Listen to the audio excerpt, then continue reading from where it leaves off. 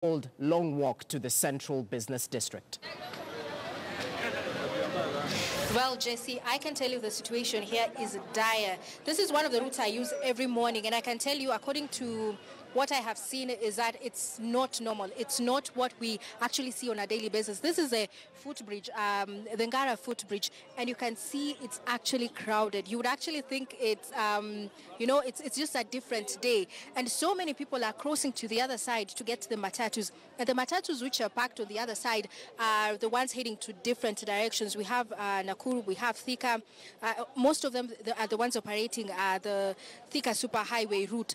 And this is the footbridge. Actually, it's very difficult to get into that crowd. There was a moment when I observed there was actually heavy traffic.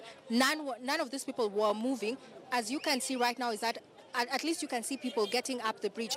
But once they are inside the bridge, then there is a standstill. They have to wait for people to go down before the other ones can, before they can actually move and head to the other direction. So many people with a lot of luggage are going up that bridge. In fact, there's someone, just a journalist from a different media house told me that he observed someone with a heart condition fell down the bridge. Therefore, he had to be attended by the passerbys and well-wishers.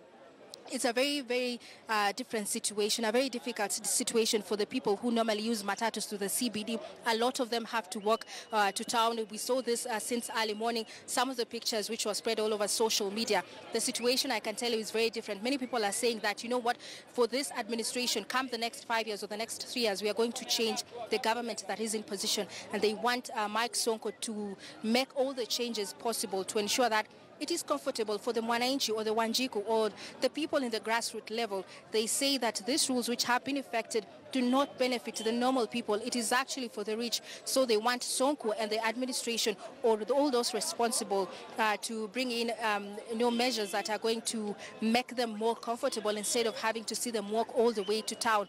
And some of them who have alighted here have to also walk all the way to the other bus terminals to get their vehicles which are going to go to different destinations. It's a beehive of activity, beehive of people have flocked here just to cross over to the other side, and not all of them are comfortable. There are some who have actually said that they are very okay with the situation, and maybe I was just going to get sentiments from some of them, the ones who are crossing here. I had talked to the ones who said that they're okay with this. In fact, looking at how the CBD is, there's no one, and it's cleaner.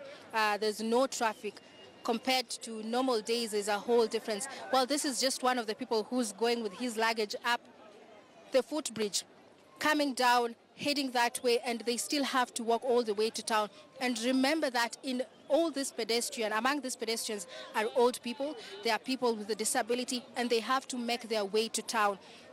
Some have also got private vehicles to take them to town. Well, it is a situation I observed with some of my friends this morning. At least they were lucky enough to get the private vehicles which took them to town. But for the ones who have had to walk to town, then it means this is going to be the situation for the next 1 week, or until the time maybe it is going to be changed, or the rule is going to be there forever. But this is a situation that I can tell you is currently ongoing here at the Ngara footbridge. Jesse? Caroline B., before we let you go, let's just take a look if there are any alternatives put in place. I know you're currently right now at that particular terminal at Fig Tree, if I'm not wrong. Are there any alternatives put in place to actually alleviate the state of situation for the commuters? But before we actually bring her back, let's just take a look at what various leaders had to say about this particular ban that was imposed starting Monday morning today. As the Chief of the Nairobi County Assembly, I have not witnessed any bill brought by the current administration before the County Assembly to enhance the traffic management system or the traffic management movement in this county. Therefore, we cannot operate on a vacuum as a county. That because the Michuki rules has been introduced by the national government to avert what's very important for the country, now the county government also reacts in another way to make our residents a walking county. More so, the business community. I know when I speak this by afternoon, you'll be told you've been called, you're a blackmailer, you're a cartel, that you've been called by the business community and the transport membership to defend them. No. We not defending any businessman. We are just defending the rights of the poor Nairobians who are coming from their houses to bus terminals like Mudurwa, who are coming to Coast Bus, who are coming to take their vehicles respective of festive seasons. And we are saying the county government of Nairobi must come up with a proper modalities and also involve Nairobians on public participation. How do we decongest the CBD? We cannot just wake up and say, we've said by next week on first, there are no more matatus in the CBD. There are no more passengers in the CBD. There's chaos. I've just walked through Global Cinema when I found an elderly mother who is crippled. She's unable to walk. She's being carried because she cannot walk the CBD. I know for fact, and I'll say this without fear, without blinking, that a project has come up, that a few big men have decided to buy buses, that in the next 1 week, you will see buses rolling out in this city in the name of decongesting the CBD. The question is, do we have also the businessmen in the city? Yes, we have the businessmen. What will happen with them? If the big man syndrome will always take the way. I said this long time ago on the issue of Pumwani. I've said now on the issue what's prevailing Nairobi County now, that is a well-planned system. A few individuals have procured big buses who will now take over the business from the matatu owners. And you're saying, can we follow the due process? Give Kenyans a chance to celebrate Christmas in peace.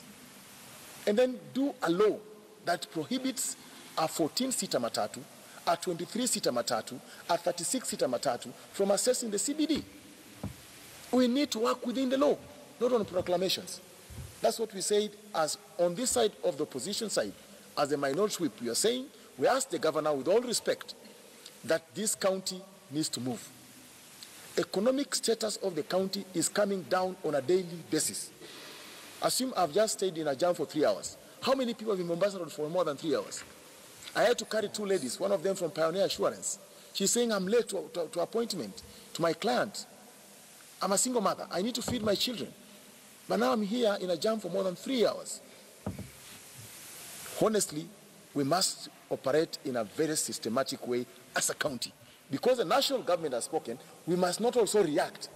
The importance of the reason that's why devolution came in, that devolved units must protect its own citizens. Yes, we respect, we need sanity in the county.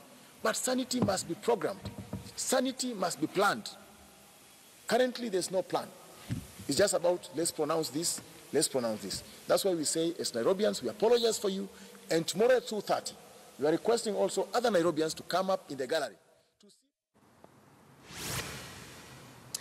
All right, this are views of the minority leader in the Nairobi County Assembly, highlighting some of the things we're trying to talk about right now. That is the lack of planning, especially since this particular ban was actually previously revoked in September 20th, 2017. It has now been implemented. But let's just link up with Caroline B., who is at the Fig Tree area in Ngara, to just take a look. Yes, these leaders have raised the concerns of lack of proper planning, of lack of a viable alternative in terms of infrastructure. Yes, the ban is supposed to come into effect, but what has the county government done? Caroline B., if you can hear me, kindly let's just address that. Yes, it is a walking nation in terms of accessing the CBD, but are there any alternatives, not just for the ordinary Mwananchi, but also those of people with disabilities as well?